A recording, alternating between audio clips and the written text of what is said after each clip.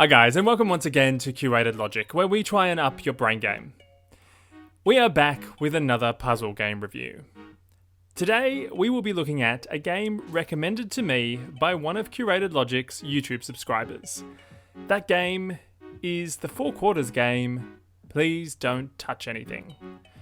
Playing on Nintendo Switch, I chose to play the original, or classic, version of the game, so I could experience how it was originally intended.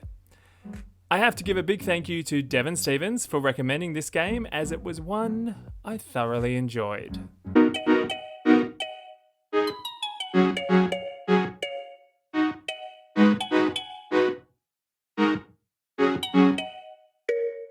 The game has a simple premise. You are left to man a workstation of a colleague who tells you not to touch anything.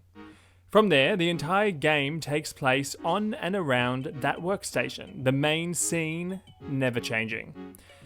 The simplicity of this premise disguises 25 puzzles, many of which took quite a bit of thinking and trial and error to solve. Most of the puzzles are smart and well thought out, with only a few puzzles I think could be improved in the logic it takes to solve them, although this may have been done in a later release extended version on the Nintendo Switch, which I also plan to play. The graphics of the game are simple, but I never felt the game needed anything else. Whilst I have read that some reviewers have insisted a greater narrative is needed within the game, and this is a criticism I have made about other puzzle games I have played, in this case, I think it is mostly unnecessary. The game never sets itself up to be anything but what it is. A quick-ish, quirky game that is about the puzzles and not much else. It felt a lot like an escape room. You enjoy a bit of narrative for sure, and welcome it if it is done well, but what you are really there for are the puzzles, and in some cases, too much of a narrative can take away from this experience. And as a game about the puzzles, Please Don't Touch Anything really does achieve what it sets out to do. There is really not that much else to say about the game, except that it is a game that I will likely play again. And as I said before, I will definitely be getting the extended version in the near future.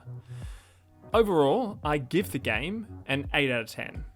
There were parts of a couple of puzzle solutions that I ended up stumbling across through trial and error and didn't really understand how exactly I was meant to come to that solution another way. But these parts were only small parts within a larger logical puzzle, so they didn't impact on the fun I had too much.